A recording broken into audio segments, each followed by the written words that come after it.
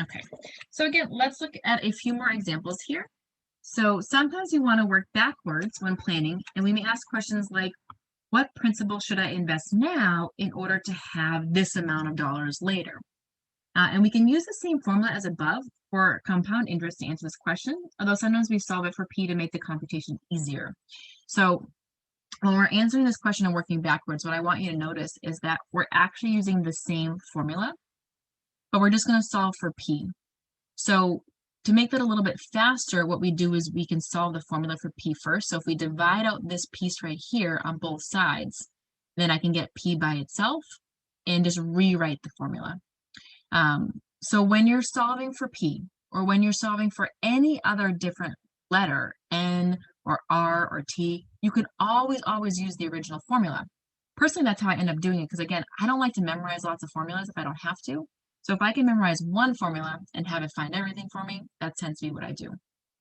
But you will see in your book that they do have a formula like this where they've already pre-solved for P. So you can use that too. They both are good. When you're finding P, though, you do want to round up to the nearest cent, even if you shouldn't. So normally, if you would normally round and leave it as it is, you still want to always round up, because when we're trying to find future values, if I don't round up, then I could be a little bit short. So when you're finding principal, usually we do round up. So it's one thing to watch out for. All right, so how much money should be deposited today?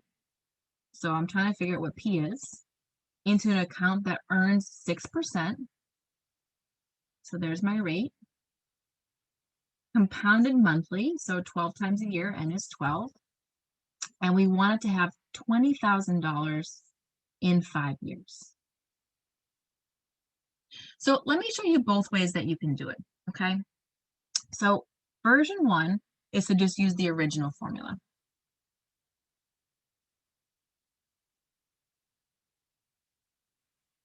So I want $20,000. I don't know my P. I know my R is 0.06. I know my N is 12. And my T is 5. So what we're going to do is we're just going to clean this up first like we normally would. Sorry. So I have 0.06 divided by 12 is 0.005. I'm going to add that to 1 to get inside my parentheses. And then here, 12 times 5 is 60. And then I'm going to raise this to the 60th power. 1.348850153.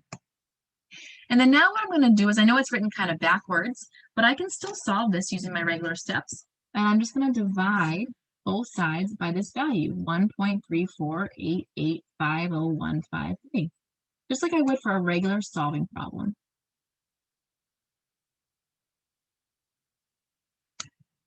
All right, so when you do that, what you're going to get is, I'll write it over here. So P is about 14,827.4439. And we typically round up, like I said, because we don't want to be short. Better to have a little too much, a little too little. So we're going to make this 45 cents for our value. Okay, so that's how we can solve using the original formula. Now, if you want to use that shortcut formula, it's actually the same formula. It's just already solved for P. You can do that too. So what that looks like is going to look like this. You're going to have the 20,000 on top. I'm just going to fill everything else in like before.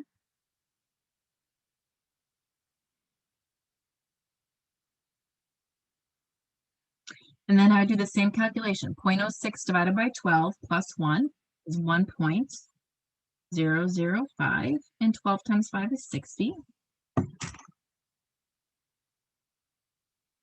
I'm still going to use my calculator and simplify this first, and I still get that 1.348850153, and then I'm going to go ahead and divide. And again, rounding up, we're going to get that same result of 14,827.5. So we get the same exact value. It's just that you have the division done at the start instead of at the end. So both are good formulas. You're welcome to use either one on the assignments.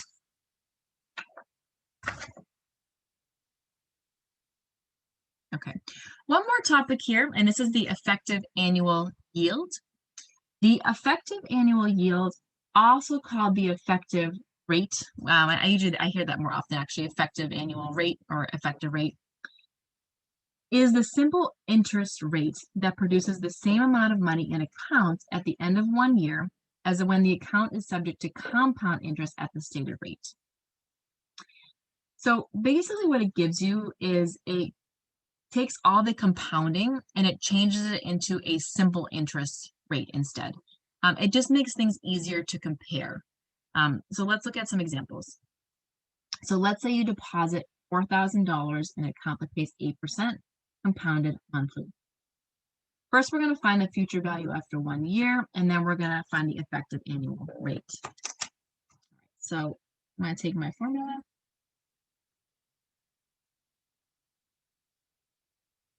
So our P here is 4,000. Our rate is 8%, which is 0.08. We're compounding monthly, which is 12, and we're looking for 1 year, so our T is equal to 1.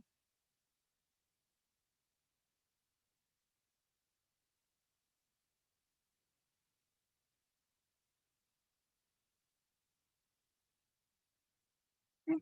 And now it's just a matter of cleaning it up. So I have that 0.08 divided by 12 plus 1. All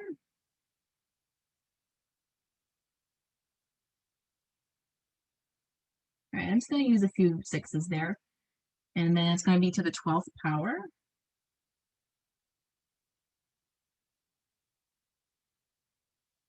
So 1.082999507, and multiply that by 4,000.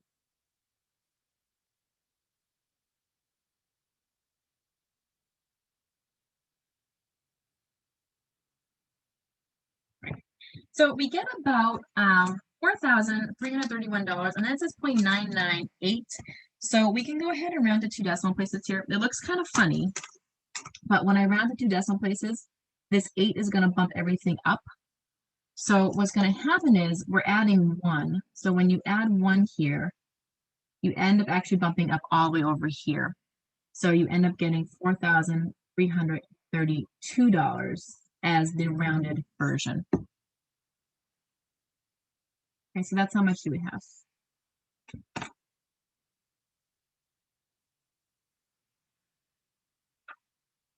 All right, let me make some room here. Let's use a different color. All right. So how you can find the effective annual rate is to use this formula here. So we're going to go back to our simple interest formula. Oops, sorry guys. A equals E times 1 plus RT. And this is for doing that annual compounding. So just like that 1 year, one-time calculation that we did way back with the simple interest formula. So that's really what effective annual rate is it kind of transfers it to a simple interest calculation. So I'm taking that simple interest formula and I'm going to plug in whatever I have. So I know my A here is that $4,332, right? We just got that. My principal was 4,000. My rate is still 0.08 and my T is still 1, right? We're just doing this for 1 year. So plugging these all in, I get 4,332 equals 4,000 times 1 plus 0.08 times 1.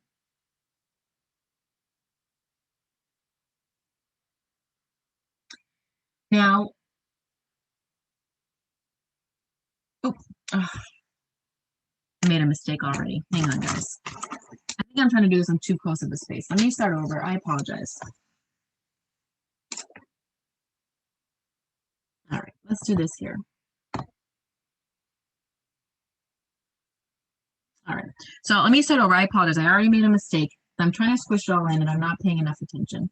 So my A here is 4,332. My P is 4,000 and my T is 1. Now, my original rate was 8%, so this is my mistake. I'm going too fast. when we're trying to find part B here, we're solving for the effective annual rate. So we're trying to find this new simple interest rate. So I apologize, our R is unknown here. So I'm going to just start over and start fresh because this is getting too messy. So I have 4,332 is equal to 4,000, 1 plus R, and my T is 1. So 4,332 is equal to 4,000, 1 plus R, right? Because 1 times R is just R. Now I'm going to go ahead and distribute that 4,000. 4,000 times 1 is 4,000. 4,000 times R is just 4,000 R. Now keep solving here. So if you're solving a regular linear problem, we're going to subtract that 4,000 from both sides.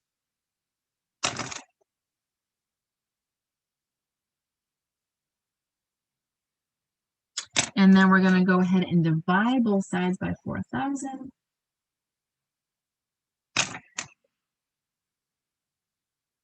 All right, and let me see what we got. So I got that that is equal to 0.083. So if we want this in a percent form, we do need to multiply this by 100. So your rate is 8.3%. Again, this is your effective rate.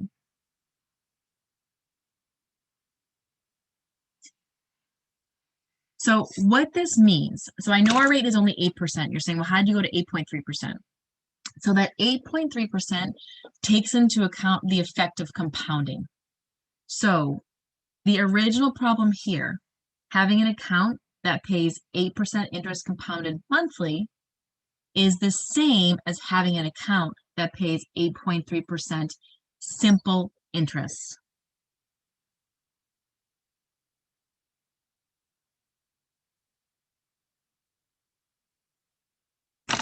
So what we can do is we can take multiple different accounts and convert them to this simple interest rate, and then that allows us to compare them. So your simple interest rate takes the compounding effect into an account and just creates it as a percent. So it kind of just makes it as a percent to even everything out. So 8% compounded monthly is the same thing as 8.3% if we just did it one time in the year using a simple interest formula. So that's what your effective rate is doing. It's actually a tool that allows us to compare different products. Now, just a little bit of notation here, that original 8% is called the nominal rate, whereas the 8.3% is called the effective rate. So if you are applying for different accounts and you see those terms, that's what that's referring to. So your nominal rate is the original rate, and the effective rate is what happens after you take compounding into account.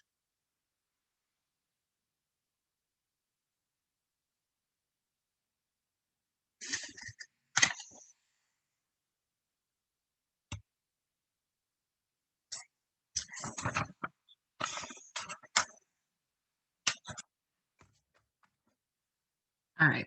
Now we have a shortcut formula that we can use to calculate the effective annual yield, which is great because you saw I already made a mistake in the last one. I was trying to do it too fast. And we can use this formula here. So this formula can also be used to find that effective rate, which is the 8.3% we just found. After you use this formula, just make sure you convert to percent if you need it by multiplying by 100. So remember, when we do calculations, we always get that decimal version. We don't actually get the percent version. When borrowing money, and this is what I was saying earlier, the effective rate or the effective annual yield is usually called the annual percentage rate. So if you're borrowing money, so on think about loans or mortgages, car loans, student loans, etc., instead of using the term effective annual yield or effective rate, they use the term annual percentage rate or APR. But it's the same thing. So the APR allows you to quickly compare different loans, savings accounts, etc., and see which has the best APR.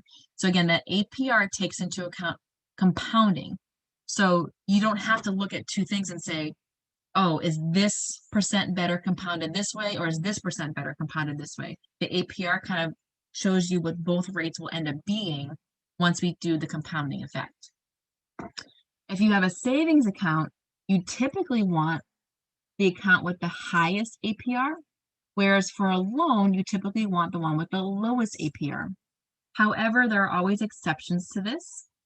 Certain loans or savings accounts could have higher fees, for instance, or there may be other criteria that you have to meet. So you could find two loans and maybe one of them has a slightly better APR, but it has a lot higher fees to actually do the loan. So you may choose the other option, right? Or if you have a savings account, you may find a great savings account that has a great APR, but they may require a minimum of $20,000 deposit. So if you don't have that $20,000, then you're not eligible for that savings account. So these are just some general things to keep in mind, but you want to look at these accounts with a sort of an open mind in the sense of like, are there other fees, are there other restrictions that you have to take into account? So if you're just comparing APR, then for savings account, you want the highest, and for loans, you want the lowest. But there may be other restrictions that you need to take into account, things like fees, minimum balances. With loans, is there a penalty if you pay it off faster, and so on. So there's other things you want to think about. And look at all aspects of making a decision. All right. So a passbook savings account has a nominal rate of 5%. Interest is compounded daily, and we're going to find the effective annual yield. We're going to assume 360 days in a year. And I want to definitely use this shortcut formula this time. So that formula is y equals 1 plus r over n to the n minus 1. Now my r here is 5%, which is 0.05 when we convert to the decimal, moving 2 spots to the left. Now my n is daily, but it tells me to use 360 days a year. So my n is going to be 360.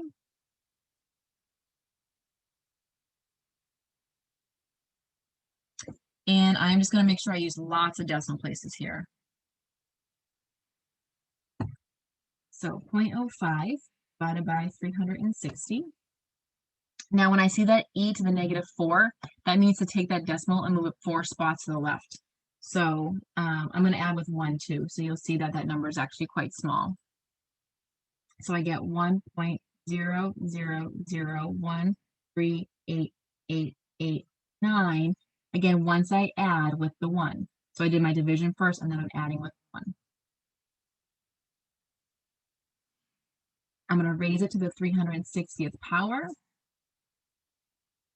And I get 1.051267446. I'm going to subtract with 1. And finally, I get 0.051267. And at this point, we're going to round, so I'm going to leave off there. Now, if you want the percent formula, we do need to multiply by 100. So I can move that decimal 2 spots to the right. So my effective rate is about round, let's see, 5.1267. So we'll say 5.13%.